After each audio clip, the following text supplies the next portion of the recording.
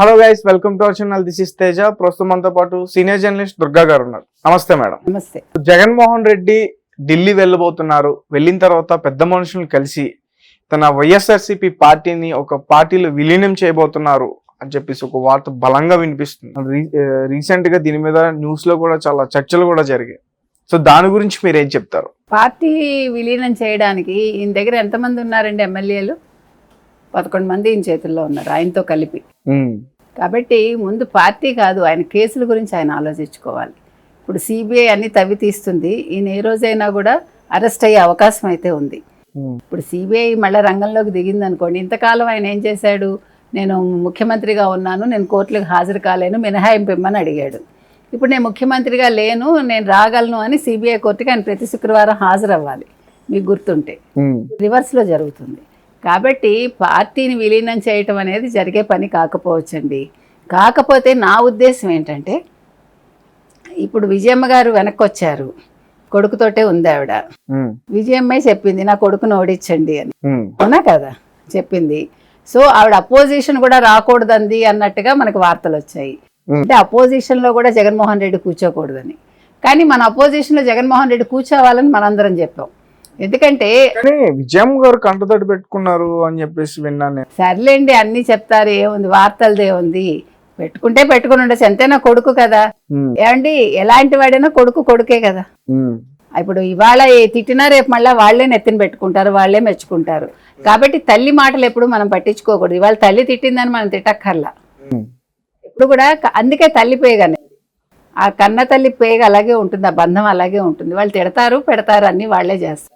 కానీ ఇక్కడ షర్మిల గారికి ఇబ్బంది వచ్చినప్పుడు ఆమె ఇక్కడ ఫైట్ చేసిన విధానం వేరు.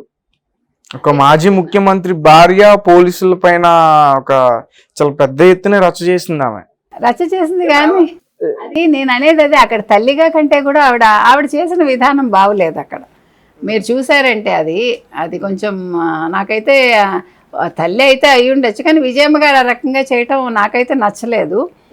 కాకపోతే ఇప్పుడు ఇక్కడ చెప్పుకోవాల్సింది ఏంటంటే, విజయమ్మ గారు వచ్చారు, కొడుకు దగ్గరికి వెళ్ళింది ఆవిడ, చూసారా? అంటే అది తల్లి పేగు, బాధపడి ఉండొచ్చు. What's wrong in it? ఆవిడ ఆ రోజు అంటే భావావేశంలో లేకపోతే ఆవిడ ఏదో కోపంలో కొడుకు ఓడిపోవాలనుకుంది. కానీ ఆవిడ అనుకుని ఉండదు ఇంతలా ఓడిపోతాడు, ఇంత ఘోర పరాజయం పాలవుతాడని ఆయన. సో అది బాధించి ఉండొచ్చు. ఇప్పుడు రాజశేఖర రెడ్డి లాగా కాదు కదా ఇతను, రాజశేఖర రెడ్డి లాగా ఉండుంటే అది వేరే విషయం. ఇతను తల్లి మాటే వినడని మనం విన్నాము. సరే, అది పక్కన పెడితే ఇప్పుడు అసలు ఈయన పార్టీని కాంగ్రెస్ లో విలీనం చేస్తాడా? పార్టీలోనా అంటే మళ్ళీ అన్నా చెల్లెలు కలవబోతున్నారు. అన్నా చెల్లెలు కలవచ్చు కాదు, వినండి. అయితే కాంగ్రెస్ పార్టీలోకి ఎలా వెళ్తాడు? ఎందుకంటే ఆయన సోనియా గాంధీతో ఎందుకు విభేదించారు? ఆయన ఏమన్నాడంటే, ఈ ఎవరైతే చనిపోయారో రాజశేఖర్ రెడ్డి చనిపోయాక ఆ బాధలో చనిపోయిన వాళ్ళని పరామర్శిస్తానన్నాడు. ఆవిడ ఒప్పుకోలేదు పరామర్శకి. అప్పుడు విభేదించి బయటకు వచ్చి ఆయన వైఎస్ఆర్సీపీ పెట్టాడు.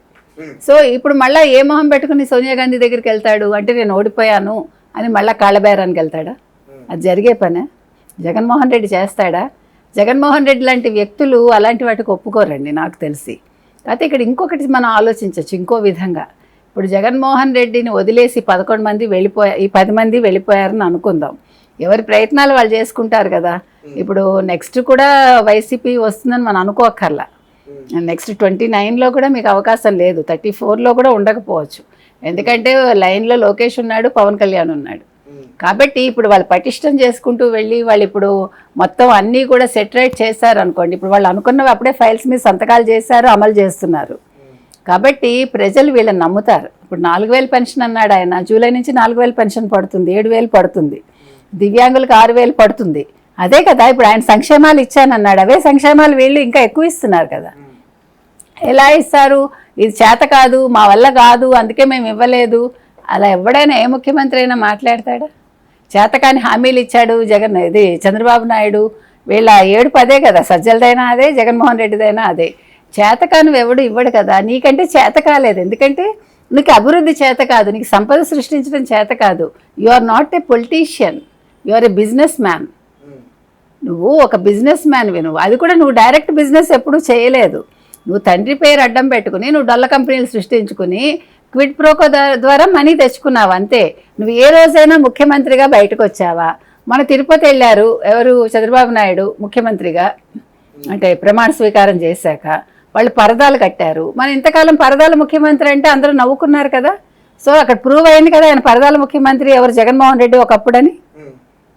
పరదాలు ఎందుకు కట్టుకోవాలండి ముఖ్యమంత్రి అన్నవాడు? నీకు అంత ప్రాణ భయమా? నీకు భయమా అసలు? చెట్లు కొట్టించేస్తావు. అసలు చెట్లు కొట్టించటం ఏంటి? చెట్లు నీడనిస్తాయి, పక్షులకి ఆసరా ఇస్తాయి, ఆశ్రయం ఇస్తాయి. కాబట్టి భయస్థుడు అనేవాడు అసలు ముఖ్యమంత్రిగా ఎలా పనికొస్తాడు? మనిషికి ధైర్యం ఉండాలండి. ఓకే, ప్రాణం పోతుందా, పోని, ప్రజల కోసం పోయింది అనుకోవాలి. నువ్వు ప్రజాక్షేత్రంలోకి వచ్చాక నువ్వు ఏదైనా భరించాలండి. అలాంటి ధైర్యం లేనివాడు అసలు ముఖ్యమంత్రిగా ఉంటే అంత, పోతే అంత. ఇప్పుడు ఎమ్మెల్యేగా మిగిలాడు అంతే, అంతే కదా. ఇప్పుడు ఇంకొకటి పార్టీ విషయానికి వస్తే, ఇప్పుడు ఎమ్మెల్యేలు ఎంతమంది ఉంటారో తెలియదు. మొట్టమొదటిసారి శాసనమండలి సభ్యుల్ని కలిశాడు, శాసనమండలి సమావేశం పెట్టాడు. 5 ఏళ్లలో ఎప్పుడైనా వాళ్ళకి అపాయింట్మెంట్ ఇచ్చాడా? ఎమ్మెల్యేలు ఎవరైనా వెళ్ళి కలవగలిగారా? సజ్జలని తప్ప. ధనుంజయ రెడ్డి అంతా చక్రం తిప్పాడు కదా, సజ్జల చక్రం తిప్పాడు కదా. ఇవాళ వాళ్ళ వల్లే కదా ఓడిపోయాడు ఆయన. ఇప్పుడు నీకు బుద్ధి వచ్చిందా? నీకు ఇప్పుడు వాళ్ళు గుర్తుకొచ్చారా నీకు? మీరు శాసనమండలిలో మీరు బిల్లులు పాస్ చేయకండి, మీరు గట్టిగా ఉండండి. వాళ్ళు గట్టిగా ఉండరు, ఇప్పుడు బయటకు వచ్చి తిట్టుకుంటారు, నెమ్మదిగా జారుకుంటారు వేరే పార్టీలోకి. మీకు అర్థమైందా? ఇప్పుడు ఈ 10 మందిని కూడా ఆయన కాపాడుకోవాలి, ఈ శాసనమండలి సభ్యులను కూడా ఆయన కాపాడుకోవాలి. ఇప్పుడు వాళ్ళని కాపాడుకోలేదనుకోండి, ఇంకా పార్టీ ఏముంది? నిజంగా పార్టీ ఒకవేళ టేక్ ఓవర్ చేయాలంటే అప్పుడు షర్మిల చేస్తుంది, వైఎస్ఆర్సీపీ పార్టీ, నా ఉద్దేశం అయితే. అప్పుడు జగన్మోహన్ రెడ్డి కూడా ఏమీ చేయలేడు. అంటే ప్రజలు ఎంత ఆమోదిస్తారో మనకు తెలియదు, ఎందుకంటే మన 10% ఇచ్చారు కడపలో ఎవరికి, షర్మిలకి. కాబట్టి 10% షర్మిల గారికి వెళ్ళకపోతే బీటెక్ రవి గారు గెలిచేవారా? తెలుగుదేశం గెలిచేది. ఎందుకంటే వాళ్ళకి 45% ఎంతో వచ్చినట్టుంది, ఎగ్జాక్ట్ ఫిగర్ గుర్తులేదు కానీ. అందుకని రాజకీయాలు అంత ఈజీ కాదండి. తండ్రిని అడ్డం పెట్టుకుని, చెల్లిని అడ్డం పెట్టుకుని, అమ్మని అడ్డం పెట్టుకుని, అదేంటి బాబాయిని చంపి ముఖ్యమంత్రిని అయిపోదు. ఇప్పుడు గులకరాయిని తెచ్చుకుని, అంతకుముందు కోడి కత్తి, గులకరాయి సతీష్ని తెచ్చుకున్నావు. గులకరాయి గురి తప్పింది కదా ఆయనకి, అందుకే ముఖ్యమంత్రి పదవి పోయింది. కాబట్టి రాజకీయాలు చేయడం అంత ఈజీ కాదండి. ప్రజలకు అభివృద్ధి చేయటం అనేది ఇప్పుడు చంద్రబాబు నాయుడుని చూసి ఆయన నేర్చుకోవాలి. అంటే విజన్ అనేది ఎలా ఉండాలి, ప్రజలకు ఏం కావాలి.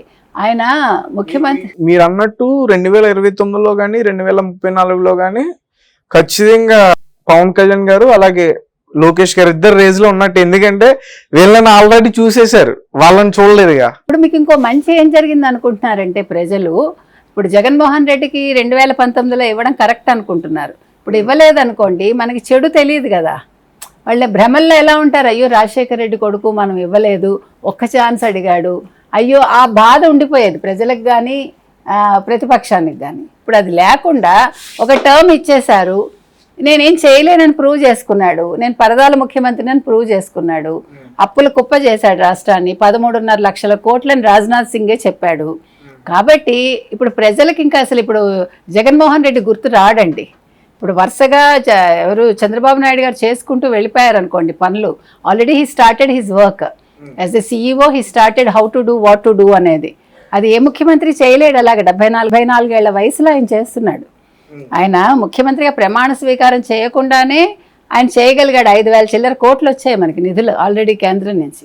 ఓకే. సో మనుషులు ఏమంటున్నారంటే, ఈయన ఇంకో విషయం మాట్లాడాడు, ఎవరు జగన్మోహన్ రెడ్డి హోదాను తెచ్చుకోలేదు, 18 మంది ఎవరు ఎంపీలు ఉన్నారు, అది బార్గెన్ అసలు నువ్వెవడు మాట్లాడటానికి సిగ్గుందా?